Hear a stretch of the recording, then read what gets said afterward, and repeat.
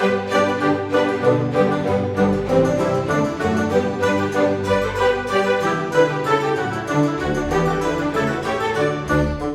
the mountain of success that is the Law & Order TV series, I'm honestly surprised that creator Dick Wolf hasn't tried writing a book before this. The Intercept is his first book, a police drama appropriately, following Detective Jeremy Fisk in New York PD's Intel Division as he faces off against a terrorist threat targeting the One World Trade Center dedication on July 4th. But honestly, considering Wolf's history, I expected much more than what I got. The story. The Intercept is his first book in a trilogy, published in 2013. The story follows a lot of themes, such as hero worship, the emotional aftermath of terrorism, the limits of counter-terrorist work and where that line should be, the rights of American citizens, and others along that vein. After 6 passengers foil an attempt by Al-Qaeda to hijack a plane while it's flying over the Atlantic, they are held up as heroes and are named the Six. However, the attack never had a chance of succeeding, so Jeremy Fisk believes that this was just the first step of something much worse. Fisk and his partner Karina Gersten dig deeper to stop a far worse attack from happening. The main character. The first on the list of problems is the main character, Jeremy Fisk. Whenever a new character comes along like this, they need to have a strong introduction and presence in their world if they're going to have any kind of impact. Sadly, this does not happen for Fisk. In his introductory scene, he is at odds with several other members of an interagency anti-terrorist committee. They all know a terrorist is loose in New York, and the committee wants to track him to gain intel before the attack occurs, while Fisk just wants to outright capture or kill him to protect American lives, just in case they fuck something up later. Both sides raise good points, but Fisk goes off on his own and winds up killing the terrorists, despite what the entire committee and even his own bosses want, and we never see him get into any kind of trouble for it. It's not even that he was right and the others are wrong, so he just comes off as headstrong. Later in the book, we see him pulling clues out of thin air, investigating the airplane attack as a distraction because he has a funny feeling about it. He never gets so bad that his actions can only be explained by psychic powers, but he does come close. On top of that, he isn't terribly interesting to read about. We don't actually get to learn much about him other than he likes basketball, he's good at his job, and he's in love with Gersten. He just doesn't stand out in any meaningful way. Side characters.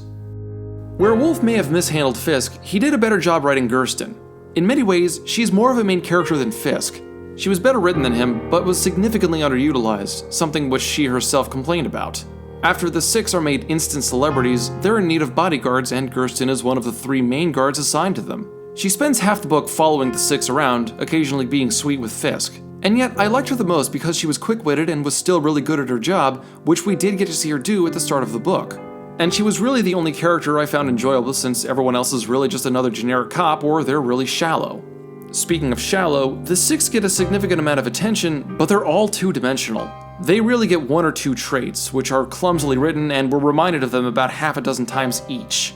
One of them manages an IKEA, one of them is a concert violinist, one of them didn't vote for Obama. These were traits where, if you didn't get it the first 3 times, then you probably weren't going to get it the 6th or 7th time either. Now, there was something intriguing about their situation as they were all caught up by the investigation and the sudden fame. Wolf really did have some clever insight to the concept of hero worshipping, especially as it applies within the United States, but the concept surrounding the characters was more enjoyable than the characters themselves. Writing style. I don't know how much writing Wolf has actually done on any of the Law & Order shows, but I was rather perplexed by how his writing style evolved between the covers. At first, he seemed to have a grudge against using dialogue. It's normal for the first few pages in most books to be exposition heavy, but in The Intercept, I had to wonder why, by chapter 10, no one seemed to be talking to anyone else. The book wasn't devoid of speech, but at least half of the time that people were talking, it came off as really forced, like they were just establishing plot points for later, completely ignoring character development. Hell, the exposition-heavy prose stayed through most of the book, doing more to tell us what was going on instead of showing us. The book didn't really feel like the page-turner it was touted as until the last few chapters.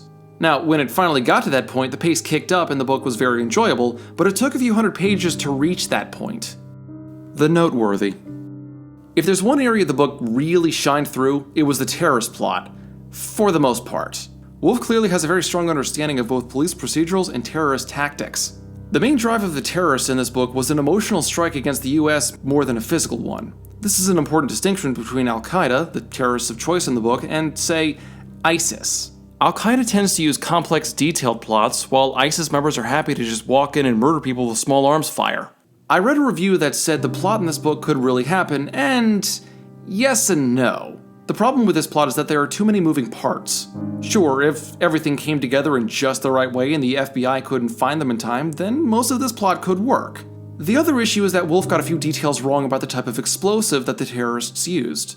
This could have easily been intentional so that he didn't accidentally inspire someone else to try the same thing, though. And no, I'm not telling you what details were right and wrong. Still, if you have experience or an interest in counterterrorism, this book may very well come off as fascinating, if only because of how well the details were presented. Rating. Overall, I found this book to be kind of meh. Some people might like it, but it's not for me. Wolf manages to really nail some of the details, but the pacing is really slow until about 80% of the way through the book. The main character is a bore, and for a modern thriller, I really didn't care about what was going on, despite my love of thrillers. Still, Wolf does manage to take what could have easily been an extremely partisan subject and stays impressively apolitical. It tells a decent story and sticks to the good guys hunting bad guys. So, have you read the book? What did you think? If not, do you want to read it now? Whatever your thoughts, comment below and stay tuned for more.